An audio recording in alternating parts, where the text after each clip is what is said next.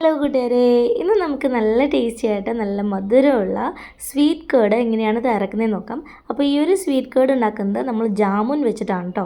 നമ്മൾ ഞാവൽപ്പഴം വെച്ചിട്ടാണ് ഈ ഒരു സ്വീറ്റ് കേർഡ് തയ്യാറാക്കുന്നത്.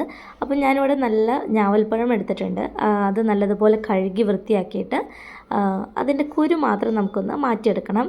അപ്പോൾ ഒരു കത്തി വെച്ചിട്ടിങ്ങനെ അതിൻ്റെ ആ ഒരു പുറമേയുള്ള ഫ്ലഷ് മാത്രം നമുക്കൊന്ന് കട്ട് ചെയ്തെടുക്കാം കേട്ടോ.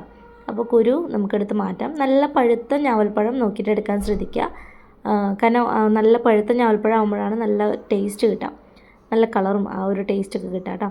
അപ്പോൾ ഞാൻ കുറച്ച് ഞാവൽപ്പഴത്തിൻ്റെ കുരുവൊക്കെ കളഞ്ഞിട്ട് ഒരു പാത്രത്തിലേക്ക് ഇട്ടിട്ടുണ്ട്. പിന്നെ എടുത്തിട്ടുള്ളത് ഒത്തിരി പുളിയില്ലാത്ത നല്ല കട്ടിയായിട്ടുള്ള കേടാണ്. അപ്പോൾ അത് കട്ടയൊന്നുമില്ലാതെ ബീറ്റ് ചെയ്തെടുത്തതാണ് കേട്ടോ. ഇനി അത് നമുക്ക് ഒരു മിക്സിയുടെ ജാറിലേക്ക് ഇട്ട് കൊടുക്കാം. ആദ്യം തന്നെ നമ്മൾ കുരു മാറ്റിയിട്ടുള്ള ഞാവൽപ്പഴവും അതുപോലെ കേടും നമ്മൾ മിക്സിയുടെ ജാറിലേക്ക് ഇട്ട് കൊടുത്തു. പിന്നെ ഇതിലേക്ക് നമ്മൾ ചേർത്ത് കൊടുക്കുന്നത് പഞ്ചസാരയാണ്. ഓരോരുത്തരുടെയും ഇഷ്ടത്തിനനുസരിച്ചിട്ട് എത്രത്തോളം മധുരം വേണമെന്നുള്ളതനുസരിച്ച് നമുക്ക് പഞ്ചസാര ആഡ് ചെയ്യാവുന്നതാണ് കേട്ടോ.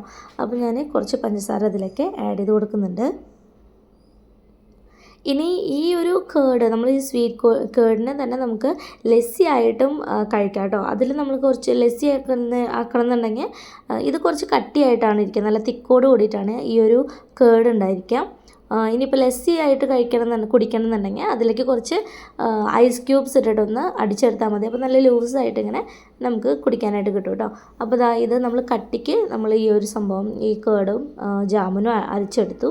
ഇനി അതൊരു ബൗളിലേക്ക് മാറ്റാം.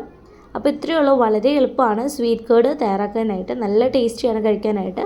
അപ്പോൾ ഇത് കഴിക്കുമ്പോൾ നമുക്കതിലേക്ക് വേണമെന്നുണ്ടെങ്കിൽ ഫ്രഷ് ആയിട്ടുള്ള ഞാവൽപ്പഴം ചെറിയ ചെറിയ പീസുകളായി കട്ട് ചെയ്തിട്ട് അതും കൂടെ ഇട്ട് കൊടുക്കാവുന്നതാണ്.